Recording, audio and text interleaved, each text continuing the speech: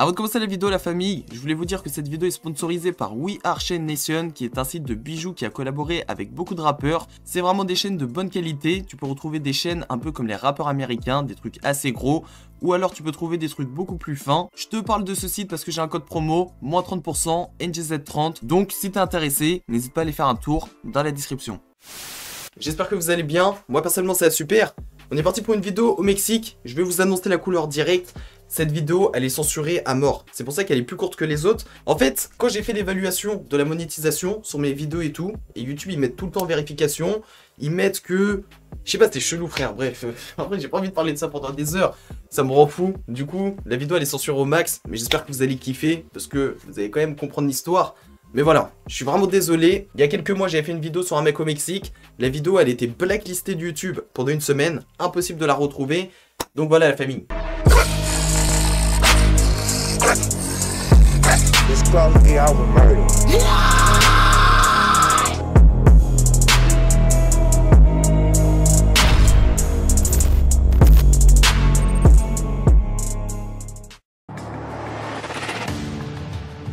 Des tonnes livrées chaque année d'Inde et de Chine en Amérique latine, des précurseurs qui seront transformés au Mexique en crystal meth. De quoi alimenter en retour le marché suisse et l'ensemble du monde en drogue de synthèse. Depuis le Mexique, les cartels exportent la crystal meth dans le monde entier. Une drogue de synthèse qui fait la fortune de ces groupes criminels. Donc, pour commencer, je vais t'écrire son blaze à l'écran parce que sinon je vais le déchirer. Son nom de scène, c'est QBA et c'est un rappeur de 26 ans qui est né le 24 octobre 1994 et il vient tout droit de Guadalajara au Mexique. Plus précisément au quartier Santa Cecilia. Et contrairement aux autres rappeurs de la série, il fait pas partie d'un gang mais d'un cartel connu sous le nom de Jalisco, New Generation et c'est totalement l'un des plus puissants dans la drogue au Mexique. Par rapport à la musique, c'est un rappeur qui a fait pas mal de bruit et qui fait partie des artistes les plus connus au Mexique avec les nombreux albums qu'il a sortis et les nombreux sons qui ont dépassé le million sur sa chaîne. Et ce qu'on remarque directement dans les images, c'est que c'est quelqu'un qui est basé sur quelque chose d'assez sombre. Et à certains moments dans ses clips, tu peux voir des passages comme par exemple celui où il brûle un corps. C'est quelqu'un qui, dans ses textes, comme la plupart des rappeurs, nous parle de drogue, des histoires qu'il a pu voir ou entendre, mais aussi d'armes. Et je pense que la meilleure des choses pour que tu comprennes son style musical, c'est que je te fasse un medley des sons qu'il a pu sortir.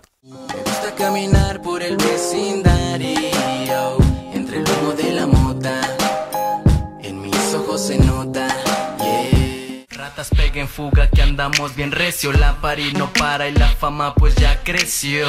O como no, la música me respalda, Quiero que mi gente vayan sacando los perros, así nos mira la gente con cara mala. Calla que en Guana siguen quemando la rama. Un estilo cabrón que ronque todo el que quiera, sé que le encanta mi flow, mano arriba, al que le guste lo del jaque, mande a la competencia con mi flow que está radiante. Bref, c'est aussi un rappeur qui se vante de gagner entre 3000 et 6000 pesos par mois avec la musique, ce qui représente entre 155 et 310 $. Et en parlant de la musique, QBA est aussi un membre du cartel et il est payé 3000 pesos par semaine pour faire disparaître le corps des ennemis dans des bains d'acide. Je te cache pas que c'est sombre, c'est n'importe quoi. Et si jamais tu veux savoir, en fait, on appelle ça un cuisinier.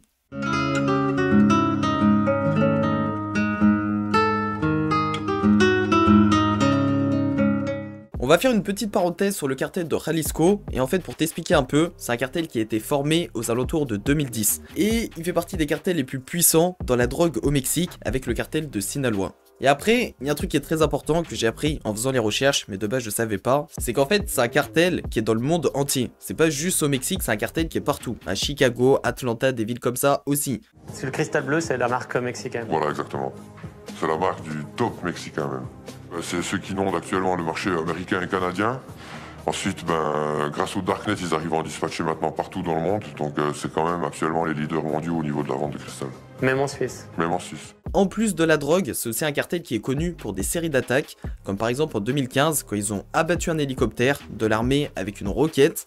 Et dans les plus récents, ils sont soupçonnés d'avoir déclenché un incendie qui a tué 30 personnes en 2020. Ils ont refait parler d'eux avec une attaque contre le secrétaire à la sécurité de Mexico, où 3 personnes sont mortes. Et c'est pas fini parce qu'ils ont aussi fait des attaques aux drones contre la police. Parce qu'ils ont l'habitude de s'en prendre à tout ce qui est agent de sécurité, policiers, etc. Et dis-toi que le cartel, il a tellement pris de l'ampleur que les autorités, ils ont proposé une somme de 10 millions de dollars pour attraper le chef. Je sais pas si t'imagines un peu, d'ailleurs je vais te mettre à la tête du chef, je pense que tu l'as déjà vu, enfin cette photo elle est connue.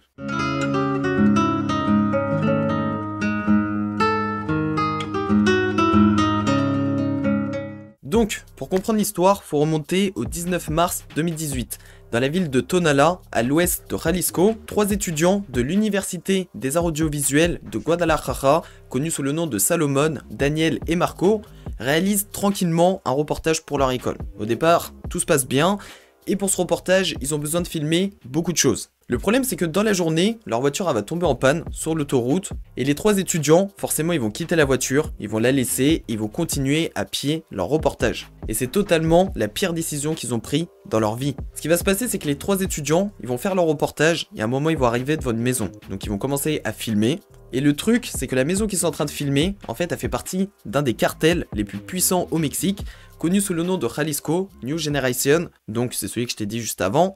Et à cet endroit, on peut retrouver plusieurs armes et de la drogue, mais aussi quelqu'un qui se cache là-bas. Donc, les étudiants, ils commencent à filmer, et d'un coup, t'as 6 à 8 personnes qui arrivent, déguisées en policiers. Directement, t'as une personne qui va tirer en l'air, donc les étudiants, forcément, eux, ils sont pas prêts pour ça, ils ont peur. Et les personnes, ils vont profiter de leur peur pour les emmener dans un camion. Ils commencent par leur faire un interrogatoire. Les étudiants, forcément, ils leur expliquent que eux, ils ont rien à voir dans les cartels, les gangs et tout ça. Et les mecs du cartel, ils en ont rien à faire, ils vont les torturer et les tuer. Et c'est à partir de là que le rappeur il rentre en scène, parce que comme je t'ai dit, il est payé par le cartel pour faire disparaître des corps dans des bains d'acide. Pour bien t'expliquer le truc, il revient 2 jours plus tard, et les morceaux du corps sont jetés dans un champ, et tout le reste est jeté dans les égouts. Et les 3 étudiants feront partie des 200 000 personnes assassinées au Mexique depuis 2006.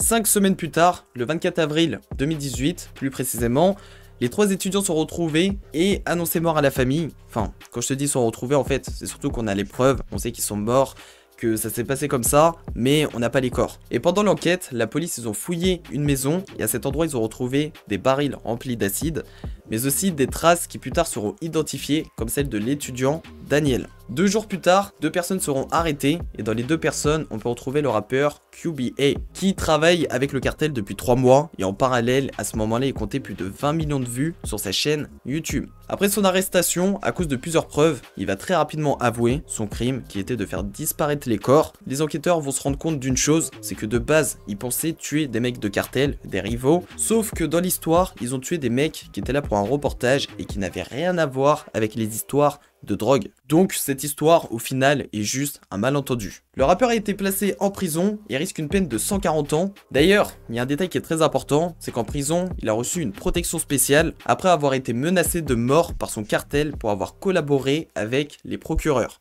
QBA était un rappeur qui avait une bonne place dans la musique au Mexique. C'est quelqu'un qui aussi pouvait avoir une longue carrière et son but était d'aider sa famille, donc là il pouvait clairement. Mais malheureusement, comme la plupart des personnes dans cette série, il a été rattrapé par la rue et il devra en payer les conséquences pendant plusieurs années. Bref, c'est ici que se termine cette histoire incroyable.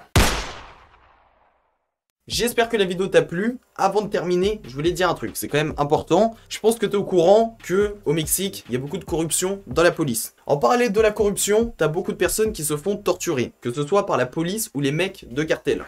C'est très courant dans tous les corps de police. Si tu ne tortures pas, tu ne résoudras pas le cas. On n'a pas les mêmes moyens qu'aux États-Unis de pouvoir apporter des preuves avec les empreintes digitales ou des fibres optiques ou des profilages. On n'a pas du tout ça. Alors on fait à la mexicaine. Israël vient d'être torturé plusieurs heures pour faire de faux aveux devant les caméras. ¿Quiénes son las personas que tienes aquí secuestradas? No conozco. ¿Hay un menor de edad? Sí. ¿Dónde lo secuestraron? ¿Te duele algo? Sí, sí. ¿Te lastimaste ahorita en la...? Usted me pegó. Perdón. ¿Qué le duele? Nada, señor. ¿Quién le pegó? Nadie, señor.